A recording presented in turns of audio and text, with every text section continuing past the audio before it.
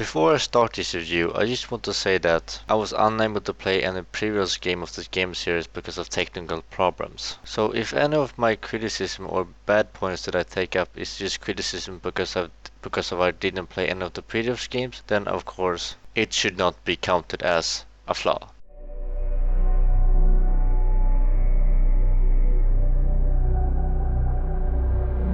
What's the world come to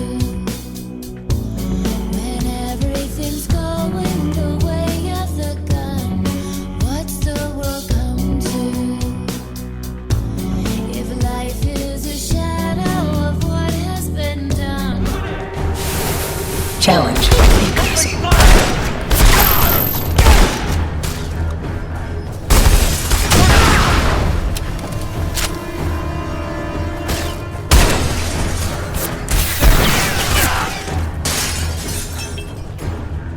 SiN Episodes Emergence. In Emergence you play as John Blade, the leader of Hard Corps, who is tasked to find Rodek and bring down Alexei.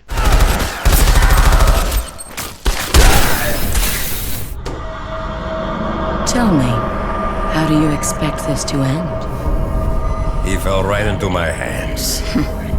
Don't be naive, Roddick. I know this man. Trust me. He knew exactly what he was doing. The gameplay in SiN Emergence is actually pretty good, even though they sacrifice a lot on realism. And with that I mean forcing the player to only hold 3 guns. On the bright side, every weapon has a secondary fire mode. The pistol or magnum has a sniper shot that shoots through anything really. The shotgun gets some kind of spray thing that if it touches wall it bounces off everything. The assault rifle got a grenade launcher. You can also look down the iron sight, but it doesn't really matter. It only matters with the assault rifle because the assault rifle has a scope, but it doesn't really zoom in that much, so it doesn't really matter in the end. The game constantly rewards the player for exploring. It's have tons of secrets and tons of exit, and it always rewards you with either ammo or health boost or health or anything really, or just an ordinary secret. You can also mostly interact with anything. You can turn on pipes, you can pick up stuff, you can use the telephone and call numbers that's on wall and then they talk to you and shit, but it's not really a big thing, but it's actually pretty good. It makes the game feel alive and the atmosphere really get to you, which is kinda does I mean. But what makes the gameplay so good is the challenge. That you can optimize the challenge however you want to. You can choose if you want to have a casual or extreme challenge, or if you want the game to help you or not, or you can also play on a hardcore difficulty, which disables saves. I mean, it disables you from saving, so you need to beat the game in one sitting. You can also call the game to be a pretty tactical game because there are some pipes that you can shoot and then they just crush into enemies, or barrels you can shoot to make them decelerated, or of course explosive barrels. So it's kind of tactical as well. But like I said, the chance is actually pretty good at the game. I mean, you're in pair with the enemies mostly. The only thing that's downside with that is that the enemies can carry a fucking machine gun. I mean Gatling guns. They start to appear almost after the middle part of the game. And the thing that sounds with that is that you can't use Gatling guns. And it really makes the thing that, well, what's the chance? This is not really a fair challenge at all. I mean, they have an advantage while I don't. I mean, a hard game should have you on the same level as the enemy, and you can do exactly as the enemy do, and I mean, and the enemy can do everything you can do, unless the enemy is a gigantic worm or something. Then of course you can act differently. But anyway, only near the end does the game become frustrating because they start just to repetitive, doing the same enemy type over and over again. It brings me to another thing. The enemy types, there aren't a hell of a lot of enemy types. It's solely with pistol soldier, with shotgun, assault rifle soldier, and Gatling gun soldier, and mutants. The mutants were good because it was a change of pace and you did something different. You needed to think differently. But the problem is that when they showed it and you attacked them and you fought them and everything, it was good because it was something different. It was a change of pacing. But later they took it away and then you were back with just shooting people until they're dead, really. And eventually near the end you start fighting roof stuff and maintenance areas and everything, and you start spamming the same enemy type over and over again. It's the Gatling gun enemies. And the thing that's so frustrating with that is that the enemies on the hardest difficulty do a hell of a lot of damage, and you need to think of every bullet you use. Every bullet is vital. Every bullet needs to hit. I mean, not necessarily, but it's almost like it because it's a scarcity of ammo.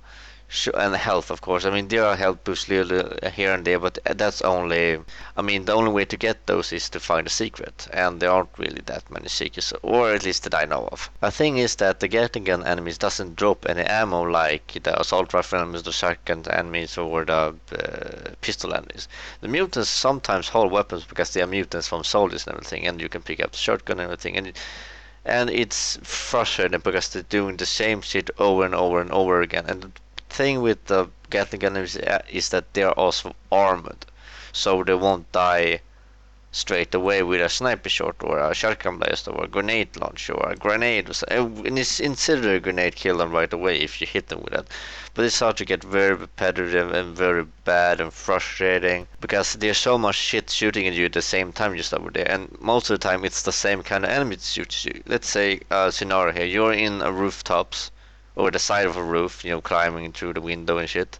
And there are 3 Gatling gun enemies shooting you in one direction. Then there's 1 Gatling gun enemy shooting in the other direction. Then from the sky flies assault rifle enemies who shoot you in that direction, and also some shotgun enemies rushing towards you. What the fuck are you gonna do?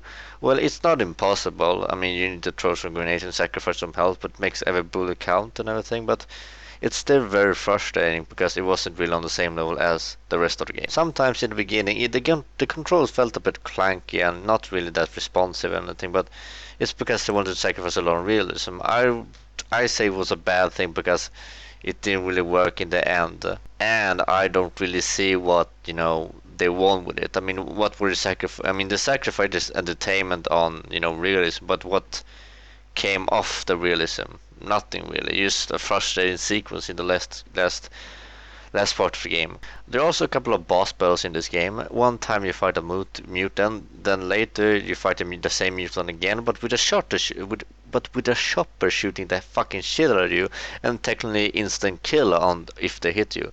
Eventually you fight the chopper and then the end. If you weren't satisfied with the story, the campaign, then you can also try arena mode, which the challenge goes up and down. I mean, it goes hard, and you get time, you get high score and all that shit, and you can play however you want to, but yeah, if you want to. You can also upload your stats. I mean, if you play the campaign, they do, stats on you. I mean, how many headshots, how many secrets, how long time, how long time every combat sequence, how many footsteps you're taking, headshots, how many, all that kind of shit. And eventually they give you a name. I mean, if you're mind-blowing, unbelievable, yawn bladed tank, or something like that. That would be good if it actually led to something, but it doesn't seem it led to something, or it's going to lead to something because of, well, let's just take it up later. One other thing that was frustrating, that one sequence when you're driving in the car with Jessica, one of the characters, she drives to like an outpost or something, and their Gatling gun soldier, they're shooting the hell out of the vehicle, but the deal is that you need to access the vehicle to actually, let Jessica pass. But the deal with that is if you exit the vehicle, you will be mowed down by the Gatling guns. So the first time you play the game, you're gonna get mowed down, but you need to, it's bad that they did it something. It's very frustrating. I mean, when you know it's gonna happen, then you just run the fuck out of the car as soon as you get there, but it's still very fucking bad.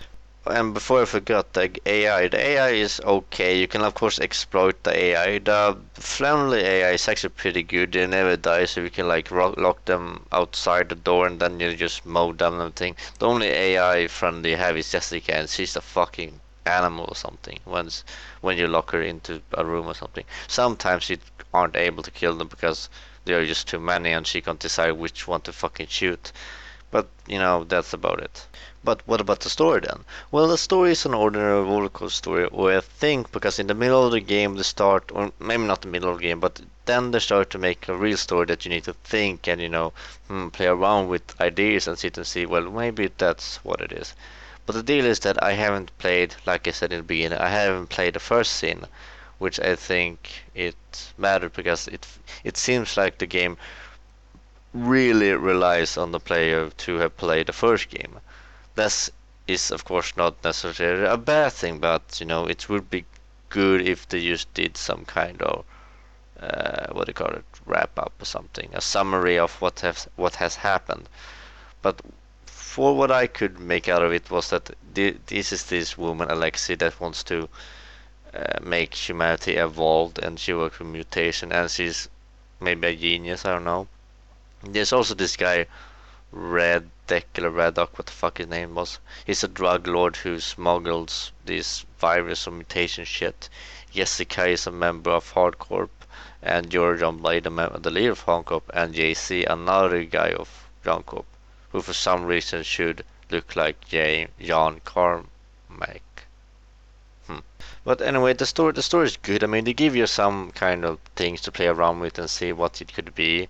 The characters are actually pretty good, even though they are not really that much of a character and they aren't really that big of a deal character. I mean, they didn't really deploy them so much. I mean, it was enough. I mean, this is not something. I mean, the character doesn't need anything more, really. I mean, of course, it needs more if they want to make the characters better, but they don't really need to do anything more. Jessica, Alexei probably relies on the first game, and Radek, it's okay for everything that the game had given them. So yeah, those characters were good.